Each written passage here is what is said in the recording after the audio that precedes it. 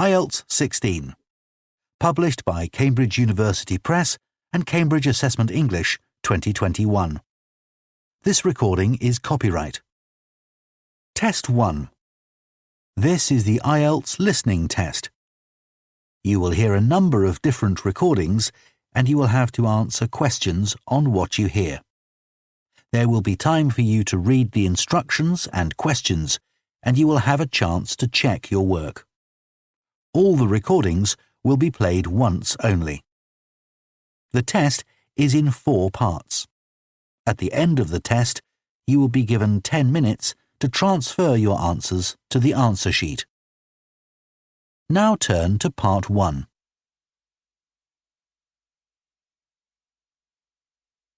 Part 1. You will hear a man phoning to find out about some children's engineering workshops. First, you have some time to look at questions 1 to 3.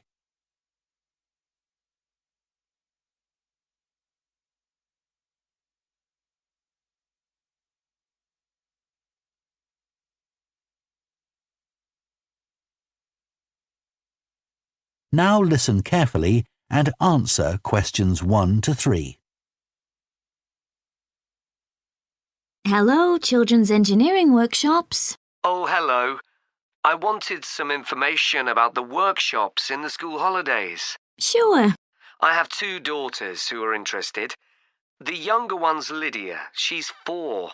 Do you take children as young as that? Yes, our tiny engineers workshop is for 4 to 5-year-olds. What sorts of activities do they do? All sorts. For example, they work together to design a special cover that goes round an egg, so that when it's inside, they can drop it from a height and it doesn't break. Well, sometimes it does break, but that's part of the fun. Right. And Lydia loves building things. Is there any opportunity for her to do that? Well, they have a competition to see who can make the highest tower. You'd be amazed how high they can go. Right. But they're learning all the time as well as having fun. For example, one thing they do is to design and build a car that's attached to a balloon, and the force of the air in that actually powers the car and makes it move along. They go really fast too. Okay, well, all this sounds perfect. Before you hear the rest of the conversation, you have some time to look at questions 4 to 10.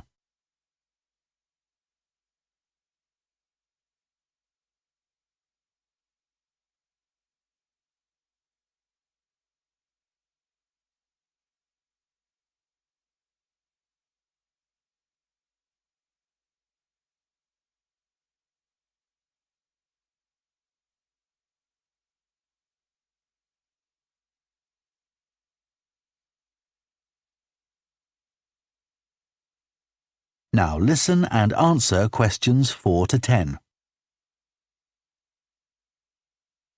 Now, Carly, that's my older daughter, has just had her 7th birthday. So presumably she'd be in a different group. Yes, she'd be in the junior engineers. That's for children from 6 to 8. And do they do the same sorts of activities? Some are the same, but a bit more advanced. So they work out how to build model vehicles, things like cars and trucks, but also how to construct animals using the same sorts of material and technique. And then they learn how they can program them and make them move. So they learn a bit of coding. They do. They pick it up really quickly. We're there to help if they need it, but they learn from one another too. Right. And do they have competitions too? Yes. With the junior engineers, it's to use recycled materials like card and wood to build a bridge. And the longest one gets a prize. That sounds fun. I wouldn't mind doing that myself. Then they have something a bit different, which is to think up an idea for a 5-minute movie and then film it, using special animation software. You'd be amazed what they come up with. And of course, that's something they can put on their phone and take home to show all their friends. Exactly. And then they also build a robot in the shape of a human, and they decorate it and program it so that it can move its arms and legs. Perfect. So, is it the same price as the tiny engineers? It's just a bit more, £50 for the 5 weeks. And are the classes on a Monday too? They used to be, but we found it didn't give our staff enough time to clear up after the first workshop, so we moved them to Wednesdays. The classes are held in the morning from 10 to 11. OK, that's better for me actually. And what about the location? Where exactly are the workshops held? They're in Building 10A. There's a big sign on the door. You can't miss it. And that's in Fradston Industrial Estate. Sorry? Fradston. That's F-R-A-D-S-T-O-N-E.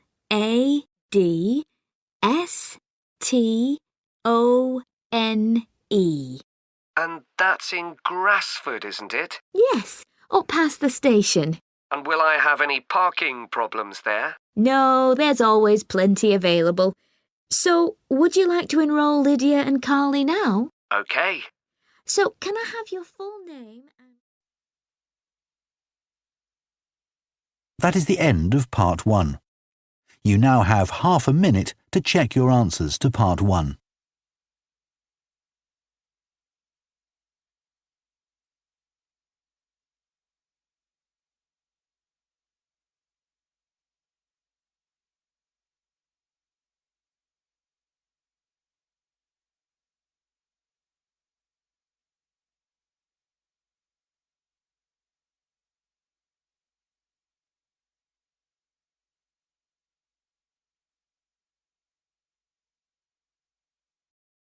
Part 2.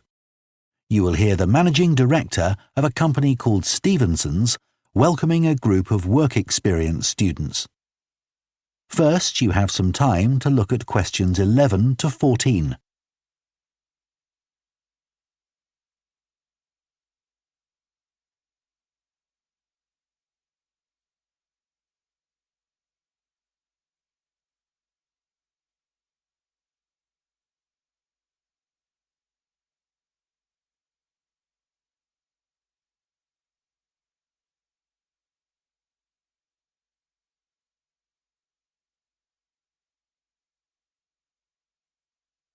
Now listen carefully and answer questions 11 to 14. Good morning everyone and welcome to Stevenson's, one of the country's major manufacturers of metal goods. Thank you for choosing us for your 2 weeks of work experience. My name is Julia Simmons and since the beginning of this year I've been the managing director. Stevenson's is quite an old company. Like me, the founder, Ronald Stevenson, went into the steel industry when he left school. That was in 1923. He set up this company when he finished his apprenticeship in 1926, although he actually started making plans 2 years earlier in 1924. He was a very determined young man. Stevenson's long-term plan was to manufacture components for the machine tools industry, although in fact that never came about, and for the automotive industry, that is cars and lorries. However, there was a delay of 5 years before that happened, because shortly before the company went into production, Stevenson was given the opportunity to make goods for hospitals and other players in the healthcare industry. So that's what we did for the first 5 years. Over the years, we've expanded the premises considerably. We were lucky that the site is big enough, so moving to a new location has never been necessary. However, the layout is far from ideal for modern machinery and production methods, so we intend to carry out major refurbishment of this site over the next 5 years. I'd better give you some idea of what you'll be doing during your 2 weeks with us, so you know what to expect. Most mornings you'll have a presentation from one of the managers to learn about their department, starting this morning with research and development. and you'll all spend some time in each department, observing what's going on and talking to people, as long as you don't stop them from doing their work altogether. In the past, a teacher from your school has come in at the end of each week to find out how the group were getting on, but your school isn't able to arrange that this year. Before you hear the rest of the talk, you have some time to look at questions 15 to 20.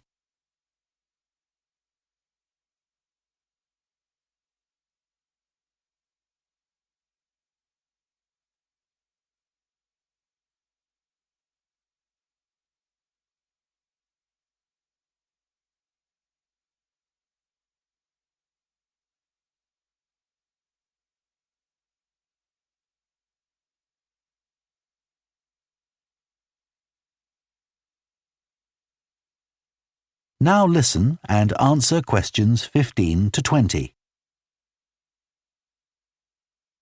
OK, now I'll briefly help you to orientate yourselves around the site.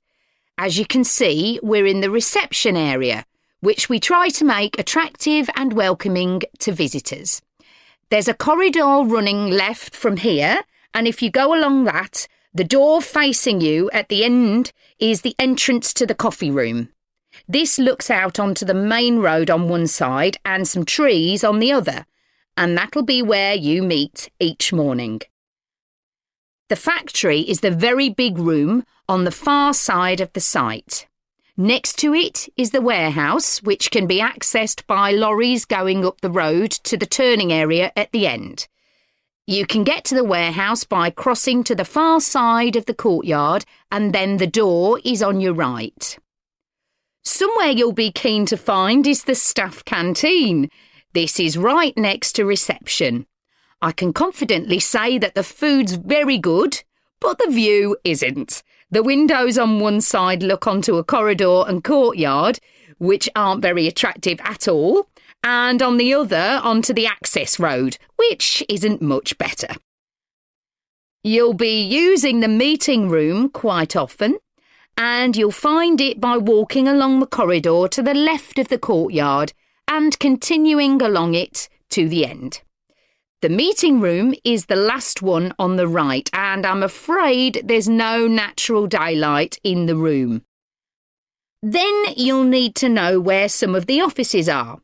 The Human Resources Department is at the front of this building, so you head to the left along the corridor from reception, and it's the second room you come to. It looks out onto the main road. And finally, the boardroom, where you'll be meeting sometimes. That has quite a pleasant view, as it looks out onto the trees. Go along the corridor past the courtyard, right to the end. The boardroom is on the left, next to the factory. OK, now, are there any questions before we move? That is the end of Part 2. You now have half a minute to check your answers to Part 2.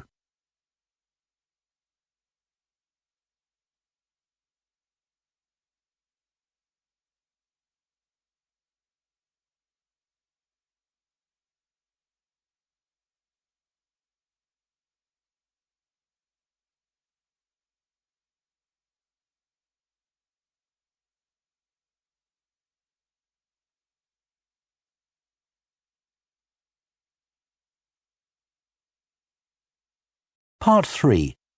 You will hear two students called Jess and Tom discussing their art projects. First, you have some time to look at questions 21 to 24.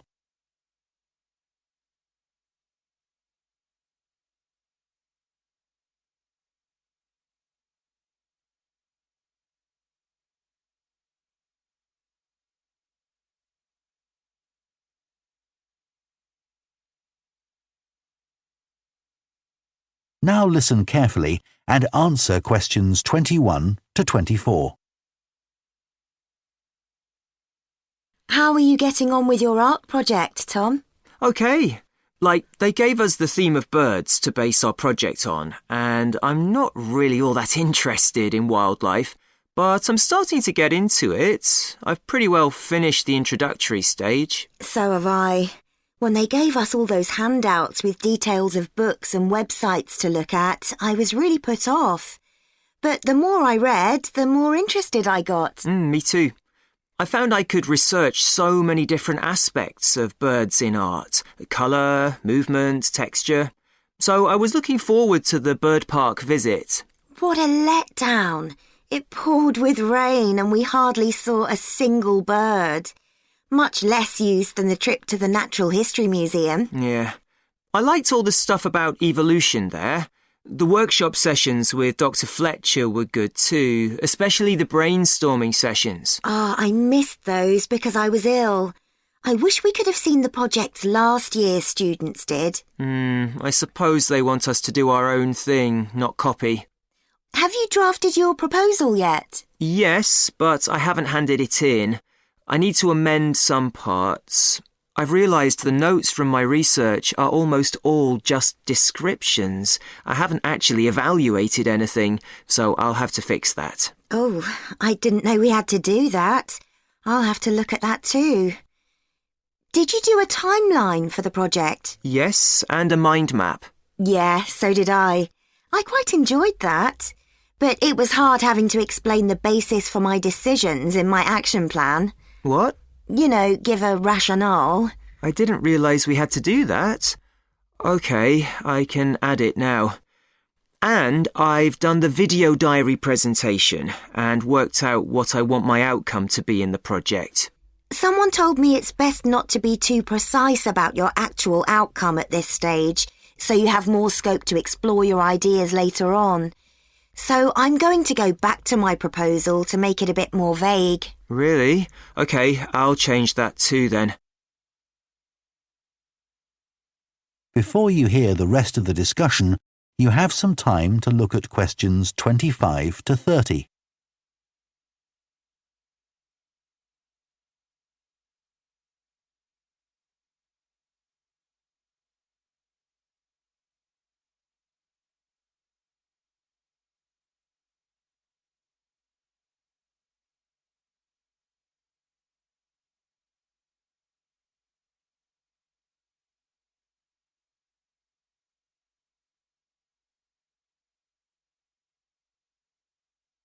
Now listen and answer questions 25 to 30. One part of the project I'm unsure about is where we choose some paintings of birds and say what they mean to us. Like, I chose a painting of a falcon by Landseer. I like it because the bird's standing there with his head turned to one side, but he seems to be staring straight at you. But I can't just say it's a bit scary, can I? You could talk about the possible danger suggested by the bird's look. Oh, OK. There's a picture of a fish hawk by Audubon I like. It's swooping over the water with a fish in its talons and with great black wings which take up most of the picture. So you could discuss it in relation to predators and food chains? Well, actually, I think I'll concentrate on the impression of rapid motion it gives. Right. Do you know that picture of a kingfisher by Van Gogh? It's perching on a reed growing near a stream. Yes, it's got these beautiful blue and red and black shades. I've actually chosen it because I saw a real kingfisher once when I was little. I was out walking with my grandfather and I've never forgotten it. Oh, so we can use a personal link? Sure. OK. There's a portrait called William Wells. I can't remember the artist, but it's a middle-aged man who's just shot a bird. And his expression and the way he's holding the bird in his hand suggests he's not sure about what he's done. To me, it's about how ambiguous people are in the way they exploit the natural world. Interesting. There's Gauguin's picture via a Matty. He did it in Tahiti. It's a woman with a white bird behind her that is eating a lizard. And what I'm interested in is what idea this bird refers to. Apparently, it's a reference to the never-ending cycle of existence. Wow. I chose a portrait of a little boy, Giovanni de' Medici. He's holding a tiny bird in one fist. I like the way he's holding it carefully so he doesn't hurt it. Oh, right. That is the end of Part 3. You now have half a minute to check your answers to Part 3.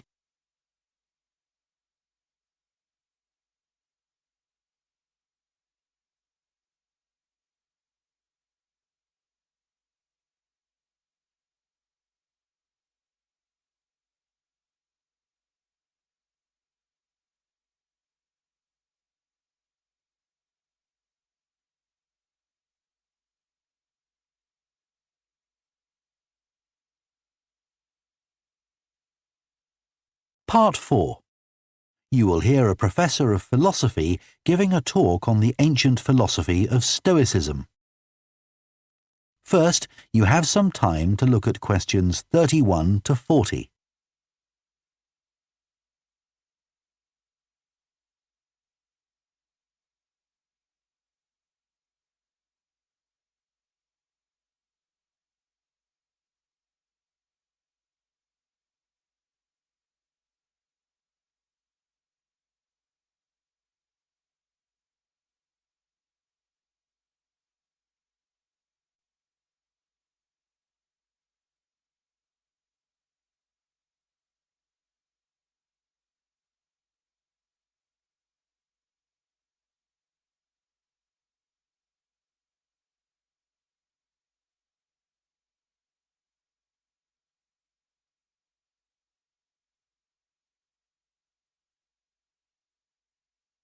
Now listen carefully and answer questions 31 to 40. Ancient philosophy is not just about talking or lecturing or even reading long, dense books. In fact, it is something people have used throughout history to solve their problems and to achieve their greatest triumphs. Specifically, I am referring to Stoicism, which in my opinion is the most practical of all philosophies and therefore the most appealing. Stoicism was founded in ancient Greece by Zeno of Citium in the early 3rd century BC, but was practiced by the likes of Epictetus, Cato, Seneca, and Marcus Aurelius. Amazingly, we still have access to these ideas, despite the fact that the most famous Stoics never wrote anything down for publication. Cato definitely didn't. Marcus Aurelius never intended his meditations to be anything but personal. Seneca's letters were, well, letters, and Epictetus's thoughts come to us by way of a note-taking student. Stoic principles were based on the idea that its followers could have an unshakable happiness in this life, and the key to achieving this was virtue. The road to virtue, in turn, lay in understanding that destructive emotions like anger and jealousy are under our conscious control. They don't have to control us, because we can learn to control them. In the words of Epictetus, external events I cannot control, but the choices I make with regard to them I do control. The modern-day philosopher and writer Nassim Nicholas Taleb defines a Stoic as someone who has a different perspective on experiences which most of us would see as wholly negative. A Stoic transforms fear into caution, pain into transformation, mistakes into initiation, and desire into undertaking. Using this definition as a model, we can see that throughout the centuries, Stoicism has been practiced in more recent history by kings, presidents, artists, writers, and entrepreneurs.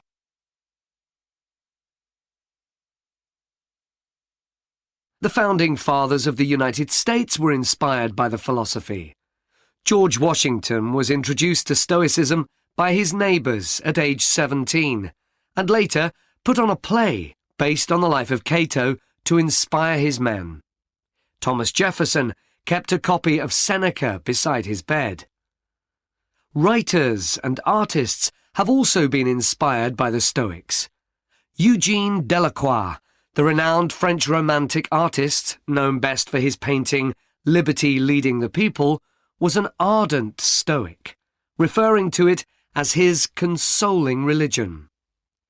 The economist Adam Smith's theories on capitalism were significantly influenced by the Stoicism that he studied as a schoolboy, under a teacher who had translated Marcus Aurelius's works. Today's political leaders are no different, with many finding their inspiration from the ancient texts. Former US President Bill Clinton rereads Marcus Aurelius every single year, and many have compared former President Obama's calm leadership style to that of Cato.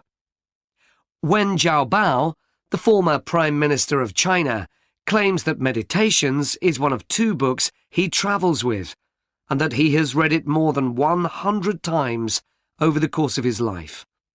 Stoicism had a profound influence on Albert Ellis, who invented cognitive behavior therapy, which is used to help people manage their problems by changing the way that they think and behave.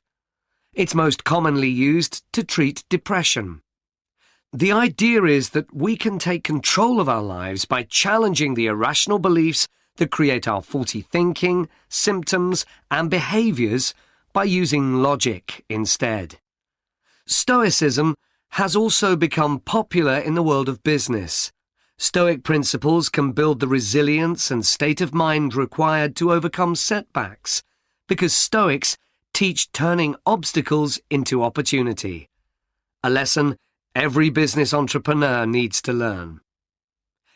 I would argue that studying Stoicism is as relevant today as it was 2,000 years ago, thanks to its brilliant insights into how to lead a good life.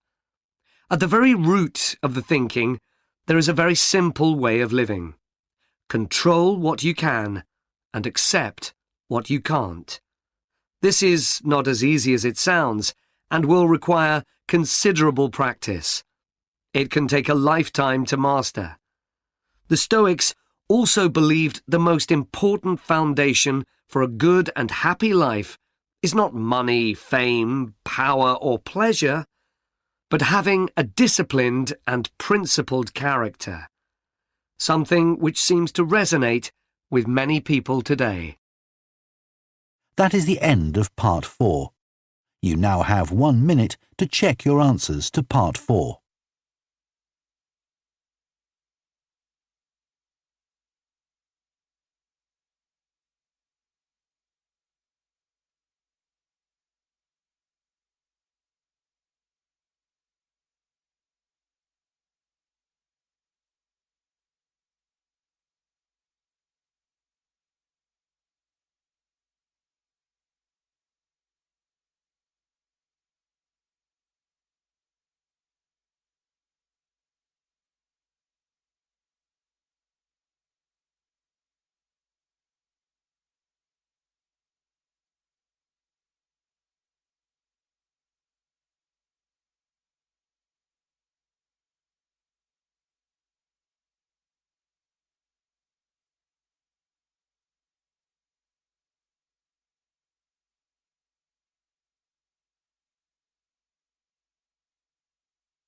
That is the end of the listening test.